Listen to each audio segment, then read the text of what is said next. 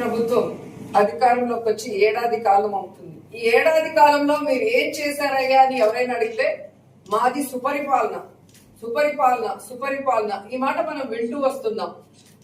ఇది సుపరిపాలన కాదు, శుద్ధ దండక పాలన.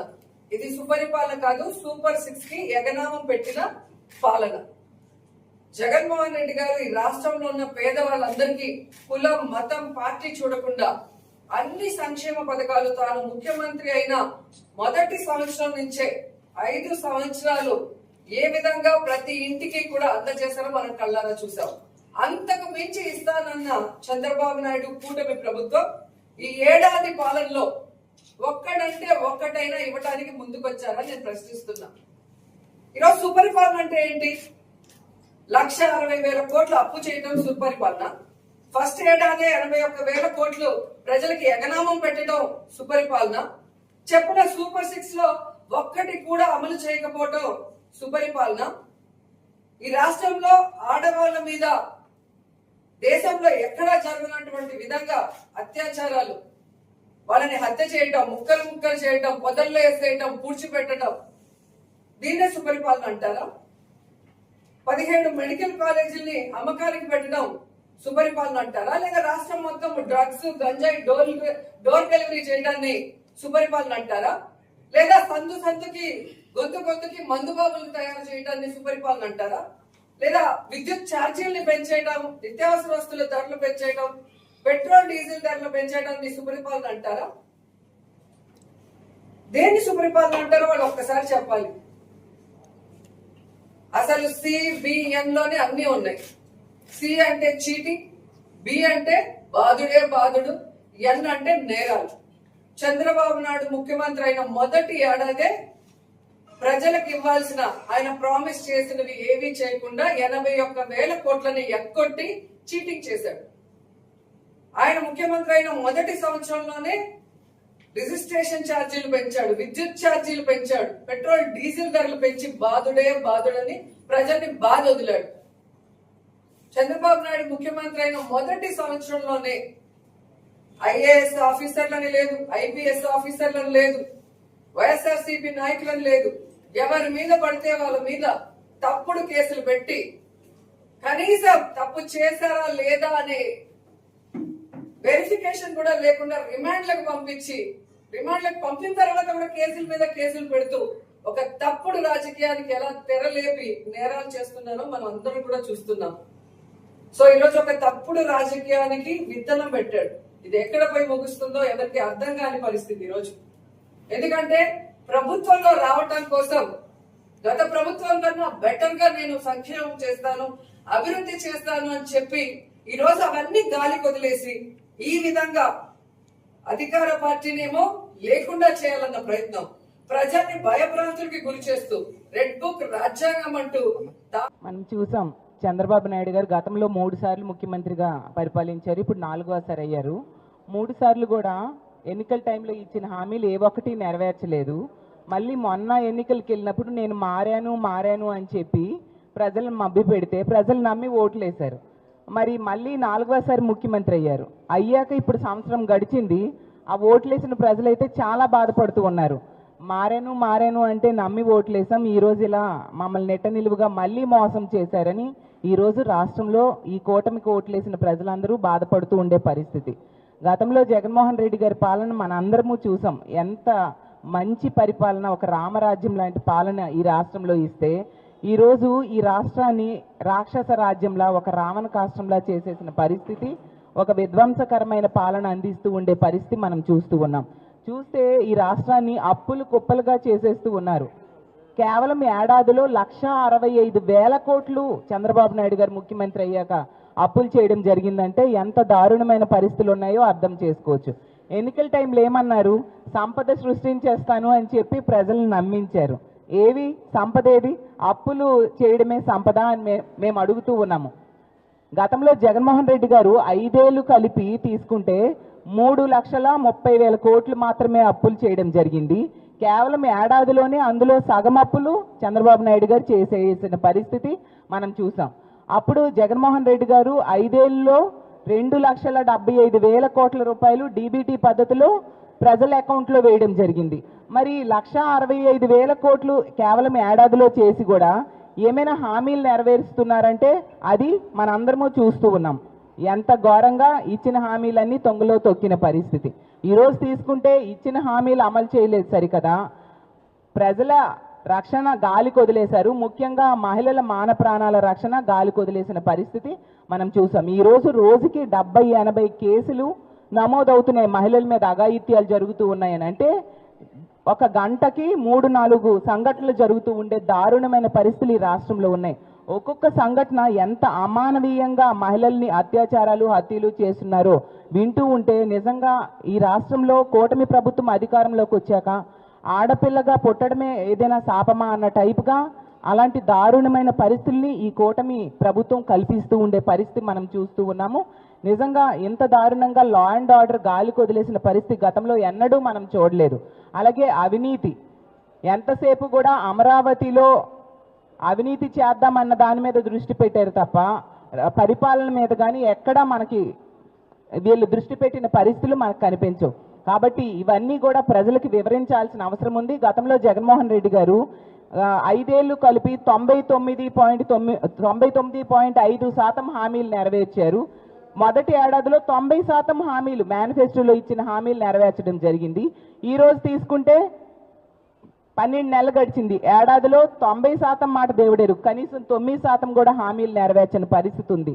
దాని అన్నింటినీ వివరిస్తూ ఈ బుక్ రూపంలో ప్రజలకి వివరించడానికి మా పార్టీ ఈ బుక్ వేయడం జరిగింది. జగన్ అంటే నమ్మకం, చంద్రబాబు అంటే మోసం అంటూ జరిగిన ఇష్యూస్ అన్ని విపులంగా ఇందులో వివరించడం జరిగింది. ఈరోజు విశాఖపట్నం అమ్మఒడి అంటే మా కాలంలో దాని పేరు అమ్మఒడి, చంద్రబాబు నాయుడు గారి కాలంలో తల్లికి వందనం. ఈ తల్లికి వందనం ఇస్తారంట, ఇంకా ఇవ్వాల, బటన్ నొక్కల, అందరి దానిలో ఖాతాల్లో పడతాయంట. దాన్ని 1 సంవత్సరం పాటు ఎగ్గొట్టేశారు, దానికి సమాధానమే చెప్పరా. వైఎస్ఆర్ కాంగ్రెస్ పార్టీ అధికారంలో ఉన్నప్పుడు జగన్మోహన్ రెడ్డి గారు 15,000 చొప్పున అమ్మఒడి కార్యక్రమం ఒక పిల్లవాడికి ఇచ్చారు. చంద్రబాబు నాయుడు గారు అధికారంలోకి వస్తే ఎంతమంది పిల్లలుంటే అంతమంది పిల్లలకు ఇస్తామని వాగ్దానం చేశారు. మేము 84 లక్షల మంది పిల్లలకి ఇచ్చాము, వాళ్ళ తల్లులకి. ఇవాళ చంద్రబాబు నాయుడు గారు ఎంతమందికి ఇస్తున్నాడు లెక్క చెప్పాడు. 58 లక్షల మందికి అంట, 30 లక్షల మందికి ఎగ్గొట్టేశాడు. తల్లికి వందనం పేరుతో 30 లక్షల మంది పిల్లలకి ఎగ్గొట్టేశాడు. ఎంతమంది పిల్లలుంటే అంతమంది పిల్లలకి ఇస్తామంటున్నారు, ఇస్తారో పెడతారో తెలియదు. ఇంకా పైగా మీకు గుర్తుండే ఉంటుంది, జగన్మోహన్ రెడ్డి గారు 15,000 ఇస్తూ టాయిలెట్ మెయింటెనెన్స్కి, స్కూల్ మెయింటెనెన్స్కి 2,000 మినహాయించి తల్లుల ఖాతాల్లో 13,000 వేశారు. చూస్తుంది ఇప్పుడు కూడా ట్రోల్ అవుతా ఉంది మన లోకేష్ బాబు గారు. 2,000 రూపాయలు లాగేశాడు జగన్మోహన్ రెడ్డి గారు. సైకో జగన్మోహన్ రెడ్డి గారు లాగేశాడు. 2,000, 13,000 ఇచ్చాడు అని చాలా ఎగతాళిగా మాట్లాడాడు. ఏమండి లోకేష్ గారు, మరి ఆ 13,000 ఫాలో అవుతున్నావే? 15,000 ఏమైంది? జగన్మోహన్ రెడ్డి గారు 2,000 రూపాయలు మినహాయిస్తుంటే అది తప్పని దానికి లేనిపోని ప్రచారం చేసినటువంటి ఓ నారా లోకేష్ గారు సిగ్గుందా అని అడుగుతా ఉన్నా. ఇవాళ జగన్మోహన్ రెడ్డి గారిని ఫాలో అవుతున్నారుగా మీరు. ఆ 2,000 ఇచ్చి మేము జగన్మోహన్ రెడ్డి గారి లాగా కాదు, ఆ మెయింటెనెన్స్ 2,000 ఇస్తున్నాం, ప్రతి తల్లికి 15,000 ఇస్తున్నాం, మమ్మల్ని చూడు, మా అందం చూడు అంటే అప్పుడు మిమ్మల్ని ఏమన్నా చూడటానికి అవకాశం ఉంటుంది. మరి ఎందుకు మీరు ఇలా చేస్తున్నారు? You are not feeling shy. మీకు అసలు సిగ్గుపడే లక్షణమే బాబు కొడుకు ఇద్దరికి లేదు. ఎంత పచ్చి అబద్ధాలైనా సరే అద్భుతంగా చెప్పేసే కార్యక్రమం చేస్తారు. నారా చంద్రబాబు నాయుడు గారు వాళ్ళ అబ్బాయి సెక్రటేరియట్లో కూర్చున్నారు, ఇద్దరు తండ్రి కొడుకులు ఇద్దరు. ఏంది మీ లెక్కలు నాకు చెప్పండి, నాకు అర్థం కాలే. తల్లికి వందనంలో తండ్రి గారు ఏం చెబుతాడు, కొడుకు గారు ఏం చెబుతాడు? తండ్రి గారేమో మొత్తం బడ్జెట్ దీనికి తల్లికి వందడానికి 1091 కోట్ల రూపాయలు మేము ఖర్చు పెడుతున్నాం అంటాడు ఆయన. అబ్బాయి గారేమో 8,745 అని ఈయన చెప్తాడు. ఈ లెక్క ఏంటో నాకు అర్థం కాదా. ఇంత దుర్మార్గంగా ఈ తప్పుడు లెక్కలు చెప్పేటటువంటి ప్రయత్నం చంద్రబాబు నాయుడు గారు అబ్బాయి. గౌరవ ముఖ్యమంత్రి శ్రీ చంద్రబాబు నాయుడు గారి నాయకత్వంలోని కూటమి ప్రభుత్వం, ప్రజాస్వామ్య విలువల్ని గౌరవించే ఈ ప్రభుత్వం వైఎస్ఆర్ కాంగ్రెస్ పార్టీ అధికారంలో ఉన్నప్పుడు ప్రతిపక్ష నాయకులకి కలిగించిన ఆటంకాలు ఏదైతే ఉన్నాయో అటువంటి ఆటంకాలు సృష్టించదు ఈ ప్రభుత్వం. ఎందుకంటే ప్రజాస్వామ్యాన్ని గౌరవిస్తుంది కాబట్టి. అందుకనే మీరు తెనాలిలో రౌడీ షీటర్లు, సంఘ విద్రోహ శక్తుల్ని పరామర్శించడానికి వెళ్ళినా కూడా మేము మీకు శాంతి భద్రతలు కాపాడటానికి లేకపోతే మీ సేఫ్టీ కోసం ఏర్పాట్లు చేశాం, కానీ మీ కార్యక్రమాలను మేము ఎక్కడ అడ్డుకోలే. కానీ పొదిల్లో మీరు ఏదైతే రైతుల్ని పరామర్శ చేయటానికి అని చెప్పేసి ఒక కార్యక్రమం పెట్టారో ఈ రాష్ట్ర ప్రజలందరూ కూడా ఆలోచించాలి. పరామర్శ అనేది ప్రతి ఒక్కళ్ళు కూడా చేయాలి. రాజకీయ పక్షాలు కానివ్వండి, రాజకీయ నాయకులు కానివ్వండి, ఎవరైనా సరే ఎవరైతే బాధలో ఉన్నారో వాళ్ళని పరామర్శించి వారికి మేము తోడున్నాము అనే ధైర్యాన్ని కలిగించాల్సిన బాధ్యత అన్ని రాజకీయ పార్టీల మీద, రాజకీయ నాయకుల మీద ఉంటుంది. కానీ మీరు పొదిల్లో చేసిన కార్యక్రమం ఏంటో ఒకసారి ఆలోచించామని చెప్పేసి మనం చేస్తాను. మీరు 40,000 మందిని రాజు వెడలే రభసకు అన్న విధంగా తీసుకుని వెళ్ళి అసలు సమస్యని పక్కదో పట్టించి రైతులు ఏదైతే సమస్యలు ఎదుర్కొంటున్నారో రైతుల సమూహాన్ని ఎవరైతే నష్టపోయారని మీరు భావిస్తూ ఉన్నారో అటువంటి రైతుల గ్రూప్ని ఒక చోట మీటింగ్ ఏర్పాటు చేసి వారి సమస్యలు మీరు సానుకూలంగా విన్నట్లయితే మీరు నిజంగా మీ ఉద్దేశం మంచిదే అని చెప్పేసి ప్రజలు భావించడానికి అవకాశం ఉండేది. మీరు రైతులు ఎదుర్కొంటున్న సమస్యల్ని పక్కదో పట్టించి మీ బలప్రయోగమో లేకపోతే చుట్టుపక్కల ఉన్న నియోజకవర్గాలన్నిటి నుంచి కూడా కార్యకర్తలు సమీకరించి దాంట్లో ఎటువంటి భాషాజాలం వాడారండి. ఎవడైనా రాని తొక్కి పడేస్తామని అన్నారంటే మీ ర్యాలీ యొక్క ఉద్దేశం, మీ ర్యాలీని ఆర్గనైజ్ చేసిన కార్యకర్తలు కానివ్వండి, నాయకులు కానీ వారి ఉద్దేశాలు ఏమిటో ఈ రాష్ట్ర ప్రజలందరూ కూడా అర్థం చేసుకోవాలని చెప్పేసి మనం చేస్తామని నేను మీ సొంత ఛానల్లో మహిళా సమాజాన్ని కించపరిచే విధంగా అతిహేయమైన పదజాలాన్ని వాడితే మీకు నిరసన తెలియజేయటానికి వచ్చిన మహిళల మీద, శాంతి భద్రతలు కాపాడటానికి మీకు సంరక్షణగా ఉండటానికి వచ్చిన పోలీసుల మీద రాళ్లు రువ్వుతూ ఉంటే ఈ ప్రభుత్వం చూస్తూ ఉండాలా అని చెప్పేసి ప్రశ్నిస్తా ఉన్నాను. ప్రజలు చెప్పాలి, ప్రజలు కూడా అర్థం చేసుకోవాలి. ఏ విధంగా వీళ్ళు అడ్డపడుతున్నారో రైట్ టైంలో I will place before you with documentary evidence. అది ప్రజాద్రోహం. నేను ఆస్తులు తాకట్టు పెట్టడంలో, మద్యం ఆదాయాన్ని తాకట్టు పెట్టడంలో, కానీ ఒక క్రెడిబిలిటీతో ఎక్కడ కూడా సంక్షేమం ఆగకూడదు. అభివృద్ధి ఆగితే ఆదాయం తగ్గిపోతుంది. రెండు బ్యాలెన్స్ చేయడానికి సమాంతరంగా తీసుకుపోతున్నాం. దాని మీద ఎన్ని ఆటలాడాలని ఆడుతున్నారు సార్. ఇప్పుడు మీరు ఈ 3 నిమిషాల్లో మీరు ప్రజలందరికీ మీరు ఏం చెప్పారంటే, ఏం కన్వే చేశారంటే, ఒకటి, మీరు ఎవ్వరే కానీ మిమ్మల్ని ఏమన్నా ప్రశ్నలు అడిగితే మీరు ఉపేక్షించరు. అది ఎవరు, ప్రతిపక్షమే కాదు, ప్రజలను ఉద్దేశించి కూడా చెప్పినారు, ప్రజలు కూడా అని అన్నారనమాట. రెండవది, మీరు ప్రతిరోజు గంట సేపు ఆర్థిక డిపార్ట్మెంట్తో, ఫైనాన్స్ డిపార్ట్మెంట్తో కూర్చొని మీరు సమీక్ష జరుపుతున్నారని. సార్ మాకు తెలిసి మేము కూడా 5 సంవత్సరాలు నేను కూడా ఆర్థిక శాఖ మంత్రిగా పనిచేశాను. వారానికి ఒకరోజు 2-3 గంటల పాటు ముఖ్యమంత్రి గారు మాతో సమీక్ష జరిపేవాళ్ళు. మిగతా రోజులంతా కూడా ఆర్థిక శాఖ మంత్రి కూర్చొని ఆర్థిక డిపార్ట్మెంట్తో సమీక్ష జరుపుతారనమాట. మళ్ళీ మీరేదో కొత్త సిస్టమ్ చెప్తున్నారు. మరి ఈ ప్రకారంగా ఆర్థిక శాఖ మంత్రి ఏం చేస్తున్నట్టు అని. ఆ తర్వాత మీరు చెప్తున్నారు అసలు ఏది తాకట్టు పెట్టలేదని, లిక్కర్ డబ్బులు తాకట్టు పెట్టలేదని అంటున్నారు. ఎక్సైజ్ రెవెన్యూ మంచిదే. ఎక్సైజ్ రెవెన్యూ ఒకవేళ తాకట్టు పెట్టలేదని మీరు అంటున్నారు,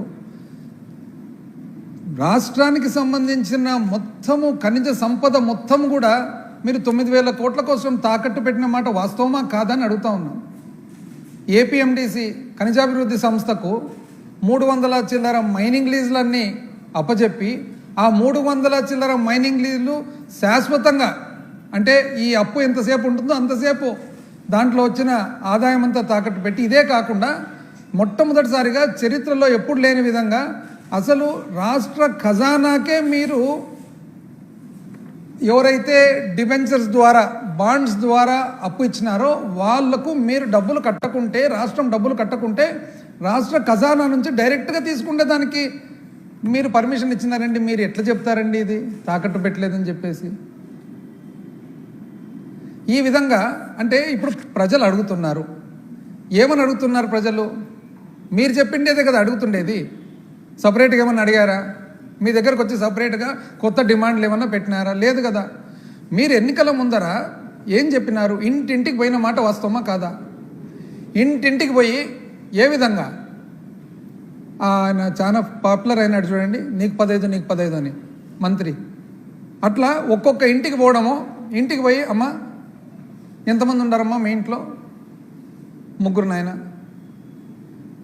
ఇప్పుడు అమ్మఒడి ఎంతమందికి వస్తుందమ్మా? 1కి. మేము వస్తే 3కి ఇస్తానమ్మా అని చెప్పి ఇట్లా పేపర్ తీసుకొని పేపర్లో టేబుల్ వేసి 1 తల్లికి వందనం, 3 పిల్లలు ఇంటూ 15,000 45,000 రాసిన మాట వాస్తవమా కదా? అందరికీ కూడా మంచి జరిగేది. కానీ వైఎస్ఆర్సీపీ హయాంలో రైతులకి పైసా భారం పడకుండా, ఒక పైసా కూడా భారం పడకుండా ఉచిత పంటల బీమా విజయవంతంగా అమలు చేసింది మా ప్రభుత్వం. వీళ్ళు అసలు దాని గురించి మర్చిపోయారు. మరి వ్యవసాయం దండగానే అంటున్నాడు ఆయన. దాని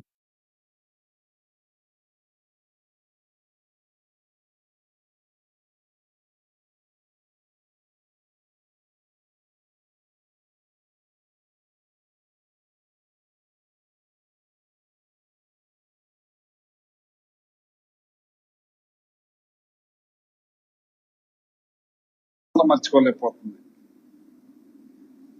జగన్మోహన్ రెడ్డి గారు ఏదైతే రైతులకు మేలు జరగాలి, మంచి జరగాలని ఉచిత బీమా పథకాన్ని పెట్టి రైతులందరికీ మంచి చేసే కార్యక్రమం చేస్తే రైతులందరికీ కూడా వేల కోట్ల రూపాయలు జరిగితే, ఇవాళ చూడండి వైకాపా హయాంలో నిర్యారమైన వ్యవస్థ ఈనాడు పత్రికలో రాష్ట్ర అసలు ఇది మంచిది అంటున్నాడు ఒక పక్క నుంచి, రైతులకు మంచి జరగాలన్నారు ఒక పక్క నుంచి, మంచి జరుగుతుందని అంటున్నారు పక్క నుంచి, కానీ ఇది నిర్యారం అయిపోయిందని మళ్ళీ అంటూ ఉంటారు. ఏంటి నాకేమీ అర్థం కావట్లేదు. ఈనాడు పత్రిక చూడండి, ఈనాడు పత్రిక ఇవాళ జగన్మోహన్ రెడ్డి గారు రైతులకి కక్షతో ఉచిత పంటల బీమా ప్రభుత్వం 600 నుంచి 700 కోట్ల భారం పడుతుందని ఎత్తివేసిన కూటమి ప్రభుత్వం. 600 నుంచి 700 కోట్ల రూపాయలు బీమా సొమ్ము కడితే వాళ్ళందరికీ కూడా మంచి జరిగేది. కానీ వైఎస్ఆర్సీపీ హయాంలో రైతులకి పైసా భారం పడకుండా, ఒక పైసా కూడా భారం పడకుండా ఉచిత పంటల బీమా విజయవంతంగా అమలు చేసింది మా ప్రభుత్వం. వీళ్ళు అసలు దాని గురించి మర్చిపోయారు. మరి వ్యవసాయం దండగానే అంటున్నాడు ఆయన. దానికోసమా మరి దేనికోసమో మరి 5 సంవత్సరాల్లో కూడా రైతులకి ఉచిత పంట బీమా కట్టి రైతులకు మేలు జరిగేటట్టు చేసిన జగన్మోహన్ రెడ్డి గారు